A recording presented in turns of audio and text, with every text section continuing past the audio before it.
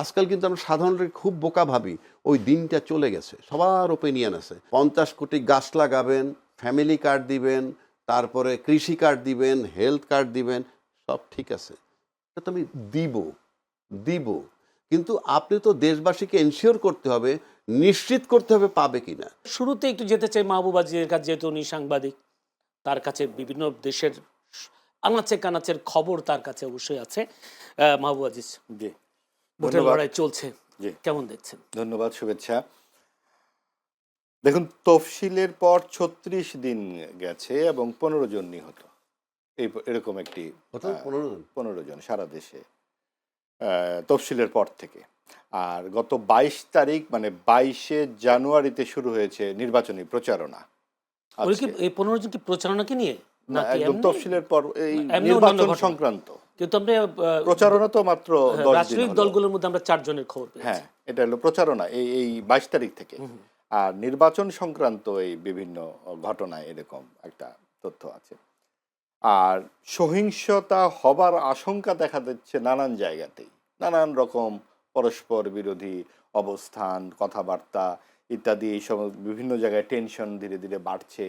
তবে সবচেয়ে যেটা এর মধ্যে একটা বড় ধরনের মুখোমুখি অবস্থানে পৌঁছে গেছে জামাত এবং বিএনপি, সেটা হচ্ছে যে এই ধর্মভিত্তিক রাজনীতির যে মূল যে কিছু মৌলিক বিষয় আদি নিয়ে নানান রকম কথাবার্তা চলছিল এবং একদম টার্গেট পয়েন্ট যদি আমরা ধরি যে নারী বিষয়ে জামাতের অবস্থানটা কি, এটা নিয়ে বিভিন্ন সময়ই নানান মতামত থেকে অনেক বড় বড় আলোচনা সমালোচনা তৈরি হয়েছে। এবার যেটা হয়েছে, শনিবার রাতে একটা এক্স হ্যান্ডেল, যেটা জামাতের রাজনৈতিক দলের এক্স হ্যান্ডেল থেকে জামাতের আমিরের নামে একটি পোস্ট যায় এবং সেখানে বলা হয় যে নারীর যেই নেতৃত্বের বিষয়ে জামাতের অবস্থান হচ্ছে যে প্রধান পদে নারী যেতে পারবেন না, এটা পরিষ্কার এবং এটা আল্লাহ তাআলার বিধান। আল জাজিরাতেও বলেছে। আল জাজিরাতে বলেছেন এই কথাটি, এবং কিন্তু সাথে একটি বক্তব্য আছে, যেটা একটা শব্দ আছে যেটা খুবই আপত্তিজনক, যেটা তিনি এর আগে বলেননি, কোনো মন্তব্যে বলেননি, একটি গালি আছে এবং সেটা বলা হচ্ছে কর্মজীবী নারীদেরকে। এবং এটা 9 ঘন্টার মতো ছিল এই পোস্টটা এবং 14 মিনিট বোঝার পরে 14 মিনিটের মধ্যেই এটা হ্যাকার চলে গেছে। এটা নিয়ে তারেক রহমানও, বিএনপির চেয়ারপারসন, আজকে বলেছেন যে এই হ্যাক ফ্যাক কোনো ঘটনা না, এটা জামাতেরই বক্তব্য। কারণ জামাতের আমির কিন্তু এই ধরনের কথা বলেছেন এবং এটাও কিন্তু আসলে খুব যুক্তিসঙ্গত একটা ব্যাপার দেখবার মতো, যে জামাত কিন্তু বিরোধিতা করছে যে হ্যাক হয়েছে, কিন্তু কি হ্যাক হয়েছে? আপনার বক্তব্য তো এরকমই, এই ধরনের বক্তব্য তো আপনারা দিয়ে আসছেন, তার মানে বক্তব্যের বিরোধিতা তো আপনাদের কিছু হয়নি। এবং যে হ্যাকার হ্যাক করলো, 9 ঘন্টা ধরে এটা ঝুলিয়ে রাখলো, এই নারী বিষয়ে একটি পোস্টই করলো, আর কোনো পোস্ট করলো না। কাজে এগুলো খুবই দুর্বল যুক্তি। যদিও জামায়াতে ইসলামী কিন্তু আপনার খুব ডিজিটাল এক্সপার্ট, তাদের যে বাহিনী ইত্যাদি নানান তৎপরতা আমরা দেখতে পাই, সেই জায়গায় তাদের একটা রাজনৈতিক দলের এক্স হ্যান্ডেল হ্যাক হয়ে যাবে, কিন্তু তারা কোনো মেইল চালাচালি করবে না বা কোনো ধরনের বড় ধরনের কোনো প্রমাণাদি উপস্থিত করতে পারছে না। যদিও এই প্রমাণাদিতে আসলে শেষ বিচারে কিছু হয় না, কারণ হচ্ছে যে নারীদের অবস্থান জামাত বারবারই পরিষ্কার করেছে যে তারা নারী নেতৃত্ব চায় না। এমনকি শরিয়া আইন সম্পর্কে তারা বলেছে আল জাজিরাতেই যে আমরা ধাপে ধাপে এটা পূরণ করব, একটা জায়গায় আমরা পৌঁছবো। কারণ দলের প্রধান করা হবে না, এটা তো পরিষ্কার, দলের প্রধান করা হবে না এবং শরিয়া আইন আমরা বাস্তবায়ন করব, কিন্তু সেটা একবারে নয়, ধাপে ধাপে। কারণ মাদক থেকে একবারে সুস্থ করা যায় না, ধাপে ধাপে সুস্থ করা হয়। অর্থাৎ প্রচলিত আইনটাকে তারাও মাদকের মতোই বিপজ্জনক মনে করছে। এগুলো তো আমরা কথা যেটা বলছেন জামায়াত আমির, সেটাও বলেছেন যে একটি বিশেষ মহল সোশ্যাল মিডিয়া হ্যাক করে মিথ্যা তথ্য ছড়িয়ে দলের নির্বাচনী প্রচারণাকে কলঙ্কিত করার অপচেষ্টা করেছে, এই কথা অভিযোগ করেছেন। এবং সেইটা তাদের যে জামাতে নির্বাচনী প্রচারণা কলঙ্কিত করবার আগে জামাতের যে নারী বিষয়ক অবস্থান, তার সাথে এই পোস্টের দূরত্ব কত, মানে গালিটা ছিল না, আগে তাদের বক্তব্য কোনো গালি কিন্তু সোহরাওয়ার্দী উদ্যানে ছিল। যখন নারী সংস্কার প্রতিবেদন জমা পড়ে গণকমিশনে, তার পরদিন যে সোহরাওয়ার্দী উদ্যানে যে বিরাট সমাবেশ নারী সংস্কার কমিশন, সেখানে কিন্তু গালি দেওয়া হয়েছিল, এই গালিই ছিল সেটা।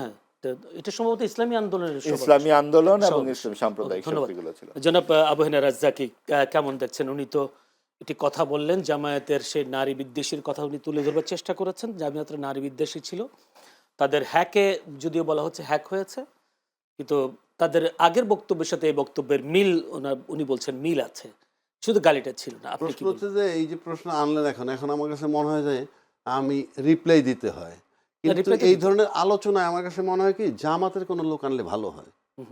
আমার কাছে ব্যক্তিগতভাবে আপনি মনে হয়। রাজনীতি বিশ্লেষক, উনি না তো না, রাজনীতি আমি তো বিশ্লেষক। বিশ্লেষণ করব আমার মতে। জি, জি, আপনার মতোই করবেন। হ্যাঁ, কিন্তু এর বিষয়টা গেলে মানে এখানে মনে করেন মাঠে দুইটা দল আছে, বিএনপি আর জামাত, এবং সেই হিসাবে আমার কাছে মনে হয় যে উনি কোন দল করুক বা না করুক সেটা আমি প্রশ্ন করছি না, বাট আপনার মনে হয় জামাত বিএনপির লোকগুলো আনলে ভালো হয় এই সমস্ত আলোচনায়, কারণ দুই পক্ষই ভোট ক্যাচ করার জন্য কাজ করতেছে। কিন্তু আমি যেটা সাদামাটা চোখে দেখি, আপনার এবারের যে ভোটগুলো আপনি নিবেন, এবারের ভোটের কিন্তু একটা মারাত্মক বিরাট অঙ্কের একটা ভোট আছে 4 কোটি তরুণ 4 কোটির বেশি না, আচ্ছা, তরুণ, তরুণ। 4.5 কোটি তরুণ সম্প্রদায়ের যে ভোট, যেটা গত 15 বছরে তৈরি হয়েছে, এটা কিন্তু একটা বিশাল ফ্যাক্টর। এটা কিন্তু নারী ভোটারও 6 কোটির বেশি। ওই ধরে না না, সেটা তো টোটাল ভোটের, total। টোটাল ভোটের।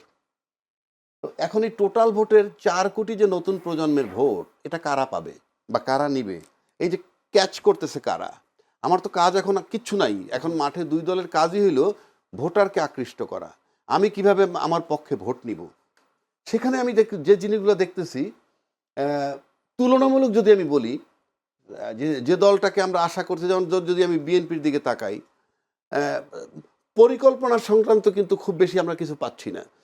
বারবার বলছেন আই হ্যাভ এ প্ল্যান, এটা আমরা শুনতেছি, কিন্তু ইনফ্যাক্ট পরিকল্পনাটা কি? এখন ওই পরিকল্পনা বলেছেন তো, উনি বারবার বলছেন ফ্যামিলি কার্ড দিবেন, কৃষি কার্ড দিবেন, ফ্যামিলি কার্ড তো একটা পার্ট, তারপরে 5 কোটি না 50 কোটি গাছ লাগাবেন, এই তো 20,000, ঠিক আছে, 20,000 কিলোমিটার খাল খনন করবেন, 50 কোটি গাছ লাগাবেন, ফ্যামিলি কার্ড দিবেন, তারপরে কৃষি কার্ড দিবেন, হেলথ কার্ড দিবেন, সব ঠিক আছে, এটা তো আমি দিব, কিন্তু আপনি তো দেশবাসীকে এনশিওর করতে হবে, নিশ্চিত করতে হবে পাবে কিনা। কারণ ইতিমধ্যে বহু ট্রল চলছে যেটা শুধু প্রতিশ্রুতি কিনা। কেননা প্রত্যেকটা উদ্যোগে আমি সমর্থন করি।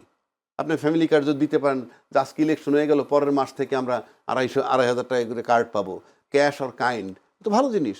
হেলথ কার্ড পাবো, ভালো জিনিস। 50 কোটি গাছ লাগাবো 5 বছরে, ভালো জিনিস। তারপরে আসেন 20,000 কিলোমিটার খাল খনন, সবই তো ভালো, আমি কোনটাকে খারাপ বলবো? কিন্তু আমরা যারা টক শো করি, আমাদের মাধ্যমে কিন্তু লোকজন, সাধারণ লোক কথা শোনে।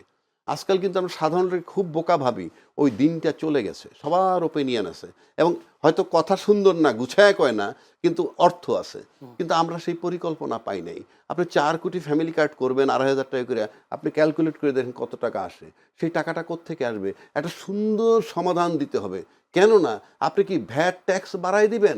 ভ্যাট ট্যাক্স বাড়াই দিলে আমি সাফার করব, সে সাফার করবে, বিজনেস কমিউনিটি সাফার করবে, তারা চিন্তা করবে কি না? কারণ একটা দুইটা হিউজ টাকা হিসাব করে গিয়ে দেখেন।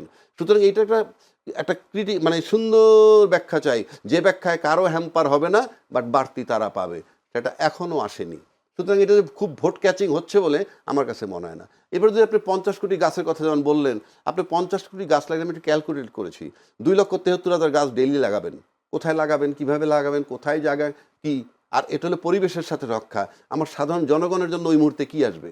তারপরে যদি আপনি ধরেন খাল খনন করবেন, এই যে 20,000 কিলোমিটার খাল খনন, দৈনিক 11 কিলোমিটার খাল খনন করবেন, সেই হিসাবে যে 18 5 বছরে 5 বছরে যদি 20 কিলোমিটার, দৈনিক 11 কিলোমিটার রাফলি, আপনি হিসাব করে দেখেন।